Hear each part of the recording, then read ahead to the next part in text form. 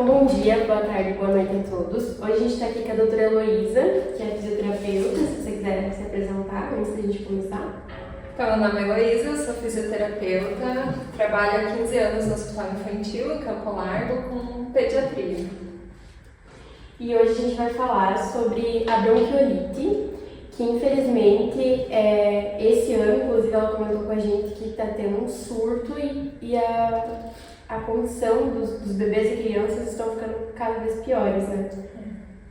Então, primeiro, se você puder explicar sobre o que é exatamente a bronquiolite e quais vírus geralmente causam essa condição. Então, a bronquiolite é uma inflamação das vias aéreas, é causada por vários vírus, mas principalmente pelo vírus sincicial respiratório, mas também pode ser causada por influenza, pneumovírus, adenovírus. E o que acontece? A secreção, a inflamação causa um aumento de secreção na via aérea respiratória da criança mais baixa. O bronquíolo fica mais inflamado, produz mais secreção e fica mais difícil para a criança respirar. E em qual faixa etária a bronquiolite é mais comum? É mais comum até 2 anos, mas as crianças que ficam mais graves são as menores de 6 meses, geralmente, ou as que têm alguma comorbidade, alguma patologia. E assim, para os papais e mamães que se preocupam, quais são os sinais e sintomas típicos da bronquiolite? Geralmente ela começa com uma gripe e depois evolui com dificuldade respiratória. Então a criança começa a apresentar sinais e sintomas de dificuldade respiratória, que pode ser o batimento da asa do nariz, que é quando o nariz abre e fecha para respirar, pode ser tiragem intercostal, quando afunda a costelinha para respirar, subcostal embaixo da costela, balancinho tóraco-abdominal, que respira diferente o tórax do abdômen, entre outros sinais, mas a tosse é bem persistente e bem constante. E a bronquiolite, assim, ela pode causar sequelas a longo prazo? Pode, porque pode fazer fibrose na via aérea respiratória, então começa a ficar mais difícil para a criança respirar. E a criança, geralmente, a criança que faz uma bronquiolite antes dos 6 meses, ela vai fazer vários quadros de dificuldade respiratória até os 2 anos. Então, se conseguir segurar até os 6 meses e pegar depois dos 6 meses, é menos grave do que a criança que pegou antes dos 6 meses a primeira vez. E quais os sinais que indicam que essa criança deve ser levada ao hospital? Dificuldade para respirar, queda da saturação, se tiver oxímetro em casa, medir, ver que a criança não está mamando, está vomitando e rejeitando a alimentação. Está começando a ficar desidratada, com muita dificuldade, afundando muito a costelinha, a barriguinha para respirar. Acho que basicamente isso, para procurar atendimento médico. E agora entrando no lado mais da físio, qual que é o papel da fisioterapia respiratória no tratamento da bronquiolite? A fisioterapia respiratória é a primeira linha de indicação para o tratamento da bronquiolite, é ela que vai evitar agravamento da doença e internação. Então, o que a fisio vai fazer? Vai ajudar a eliminar a secreção do pulmão, vai diminuir o desconforto respiratório, vai dar mais conforto para a criança respirar. E muitas vezes a criança que começa a fazer a fisioterapia em casa, no início do quadro respiratório, segura o internamento. Não todas a gente consegue segurar, mas é mais fácil de segurar a criança que já inicia com a fisioterapia em casa. Interessante isso, né? O cuidado em casa é muito importante. E muitas vezes muitas pessoas nem sabem que a fisio atua nesse lado. Muita gente fala, mas como você vai fazer fisio em bebê se eles não conseguem ajudar? E é só a fisio, o bebê não precisa ajudar, né? Você fazendo já resolve. Sim. E em quais casos a fisioterapia é indicada para bebês com bronquiolite? Todos. Todos. Eu sempre falo, começou a tossir, começou a escorrer o nariz, se você tem condição, vale a pena fazer uma avaliação da fisiorrespiratória. Porque às vezes você olha, a criança só está com o nariz escorrendo e tossindo, mas você vai auscultar já está chiando, que é o sibilo pulmonar, né? Então a fisio já vai conseguir ajudar a eliminar essa secreção, expandir o pulmão, abrir a via aérea para respirar melhor. Então a fisioterapia sempre é indicada. E existem contraindicações da fisioterapia em casos de bronquiolite? Existe contraindicação relativa, mas não absoluta.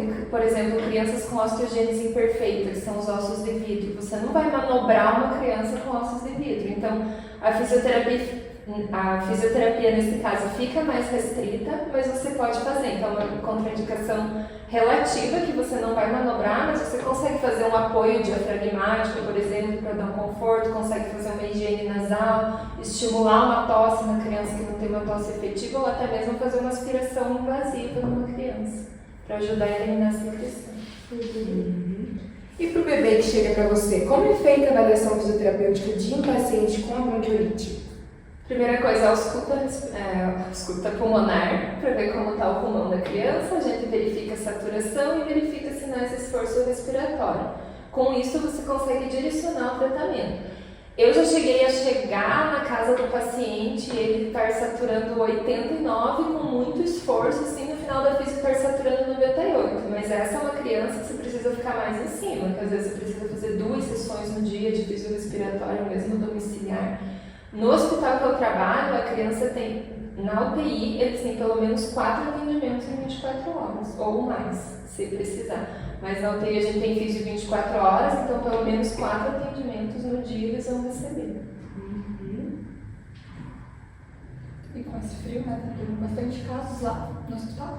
Tá, eu até comentei com a Camila que todo ano tem muito caso, mas que eu acho que esse ano está muito mais. A gente tem 45 leitos de enfermaria, estão os 45 lotados, e 40 leitos de UTI, estão os 40 lotados. Não é só bronquiolite, mas tem muita bronquiolite. E uma das perguntas que não está na ficha, mas eu acho que está muito na moda isso no Instagram, todo mundo comenta sobre a lavagem nasal. É indicado em todos os casos? Frequência? Então, a lavagem nasal está uma polêmica agora, que alguns otorrinos estão totalmente contra e outros otorrinos são totalmente a favor. No hospital que eu trabalho tem otorrino que odeia a lavagem nasal e tem otorrino que ama a lavagem nasal. Então a gente acaba ensinando a mãe a fazer da maneira correta. E eu uso muito nos meus pacientes porque eu vejo muita melhora, sai muita secreção, eu vejo muita melhora, mas com a quantidade de soro correta e com a técnica de lavagem correta, porque fazer a técnica errada, muita criança acaba indo o soro pro ouvido e fazendo otite. Mas a gente usa muito no hospital. E em casa a gente não usa aspiração invasiva com a sonda indo até o pulmão em crianças rígidas, crianças que não têm nada, a não ser que sejam crianças que já têm alguma comorbidade. Mas a gente usa os sugadores nasais, depois da lavagem nasal também, que ajuda bastante. Aquele que suga com a boca. Eu não gosto da perinha, mas o que suga com a boca ajuda muito também as crianças, principalmente os bebês pequenos, menores. E por curiosidade, para o pessoal também, qual seria os ml de soro para fazer a lavagem? Então, até 6 meses eu não uso mais que 5 ml por narina por vez. Mas assim, é o que eu vi na experiência do dia a dia. Assim, acima de 6 meses eu já começo a usar 10 ml na seringa por vez, mas sempre manter a criança sentada com a boquinha aberta para não ter perigo de fazer tanta pressão no ouvido. E uma narina fazer uma narina, deixar a criança descansar, fazer a outra. Mas assim, por experiência, em bebê neonatal prematuro, por exemplo, menos de 2 quilos às vezes, a gente faz lavagem nasal, só que daí a gente faz com gotinha de soro, entendeu? Tipo, põe só um pouquinho e com a ampola do soro mesmo a gente já suga o nariz. A gente até deu alta da UTI agora, um bebê que não é bronquiolite, mas que nasceu com 480 gramas. Quando ele chegou, a gente já limpava o nariz dele com 480 gramas. Só que, claro, uma gota de soro, né? Tem que ser conforme o tamanho da criança, assim. E já seguindo essa linha, quais técnicas de fisioterapia respiratória são mais utilizadas em casos de bronquiolite? De manobras? No geral, quais são mais A utilizadas? gente usa manobras respiratórias, daí depende da ausculta, depende da avaliação. Apoio diafragmático, manobra de expansão, higiene brônquica, aumento de fluxo respiratório, depende da ausculta da criança. Aspiração invasiva, a gente usa mais em último caso, tenta sempre estimular tosse, lavagem nasal, aspiração não invasiva, que é uma que está na moda também, que é mesmo no hospital, com o vácuo da parede mesmo, não introduzir a sonda, mas aspirar com uma seringa, mas com o vácuo da parede. Você aspira mais forte só a narina. Então, depende muito da avaliação, mas basicamente são técnicas de remoção de secreção e de conforto respiratório. E a fisioterapia motora é incluída no plano de tratamento? É incluída em bebês todos, que a gente faz mobilização, todas as crianças eu tô falando hospitalar, né? Domiciliar, tipo, a criança está mais ativa, então a gente acaba não fazendo fisioterapia motora. Mas as crianças hospitalar, a nível hospitalar, que estão acamadas, que estão na UTI, sempre vai ter uma mobilização de membros, vai ter mudança de decúbito.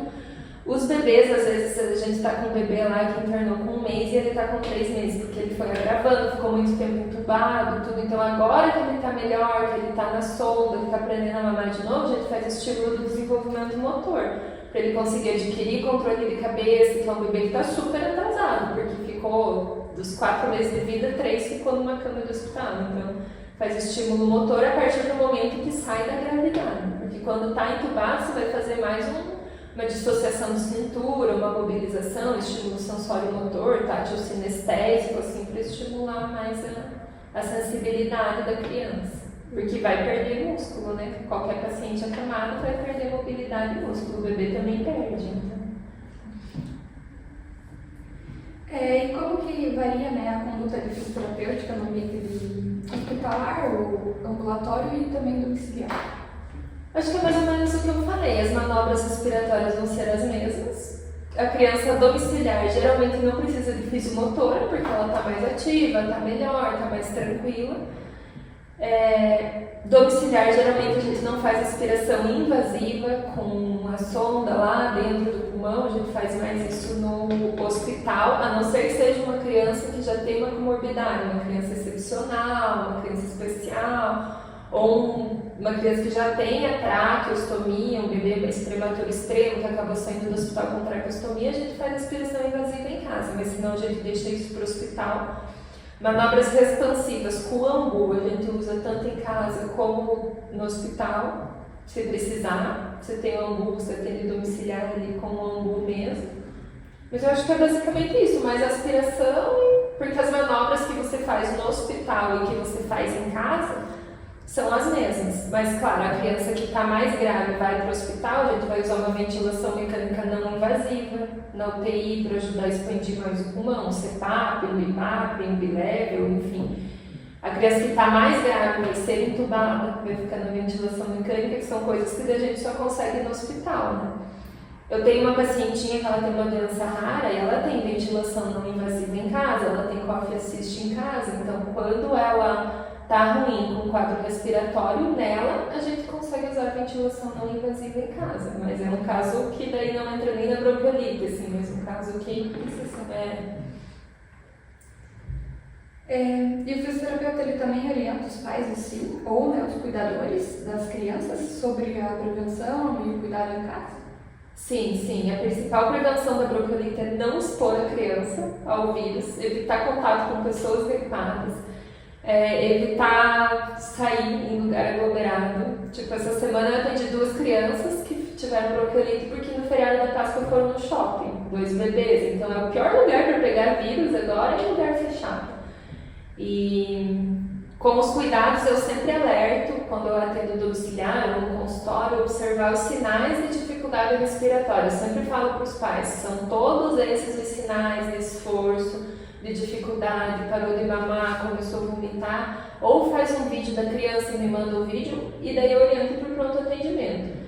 Essa semana mesmo atendi no consultório segunda-feira um bebê que chegou com bastante esforço, com tosse, estava sem mamar, a fontanela já estava abalada, dava para ver que estava desidratada. Eu atendi, a criança ficou super bem, mamou super bem no peito, saiu do consultório super bem, a noite me falou, tá ruim, foi pro hospital, evoluiu com pneumonia, mas também eles tinham ido pro Rio de Janeiro na Páscoa e voltaram, então essa diferença de clima, pegou avião, conheceu toda a família no Rio de Janeiro que eu não conhecia, então alguém estava com o vírus e passou para a criança, né, então... Mas a gente sempre orienta. E essas manobras, elas podem ser feitas pelos cuidadores ou é exclusivo do fisioterapeuta? Da fisioterapia, porque depende muito da ausculta pulmonar. Eles não vão saber auscultar, diferenciar a manobra, mas a lavagem nasal eu sempre ensino a fazer e peço para fazer. Porque se você conseguir eliminar a secreção do nariz, essa secreção não vai para o pulmão, então vai melhorar a criança, vai evitar uma pneumonia, por exemplo. Então, assim, agora, nesses períodos de surto que está tendo, acho que uma das perguntas mais importantes aqui é quais medidas a gente pode tomar para prevenir a bronquiolite em bebês ou Fique em crianças. casa. Eu acho que principalmente é isso que eu falei, não ter contato contato com pessoa resfriada, não pegar na mão do bebê, não beijar a mão do bebê, não beijar a criança. Quem tem condições, agora saiu a vacina aí, né, a Beyfortus, que é a nova vacina da bronquiolite para crianças, e é uma vacina super cara, mas eu acho que, eu sempre falo para os pais, tem que pesar assim, ó, qual é o valor da vacina, qual é o valor que você vai gastar com o tratamento. Se teu filho tiver uma bronquiolite, eu já perdi bebê no hospital que, gente, eu não consigo salvar de uma bronquiolite. Então, tipo, se teu filho tiver uma bronquiolite, quanto você vai gastar de remédio, quanto você vai gastar de fisioterapia, quanto você vai gastar de consulta médica. Então, é uma vacina muito cara ainda. E tem para gestante também agora, mas se tiver condições, eu acho que vale super a pena segurar um pouco de outros gastos, parcelar essa vacina aí, porque o prejuízo da bronquiolite é grande. E às vezes, tipo, você não consegue nem vaga para internar. Tipo, nesse momento que tá no pico essa semana, que tá um pico bem grande essa semana pós-feriado de Páscoa, você não consegue vaga para internar ainda aí, né? Faz o quê? Nem no particular, nem no SUS, tá tudo lotado.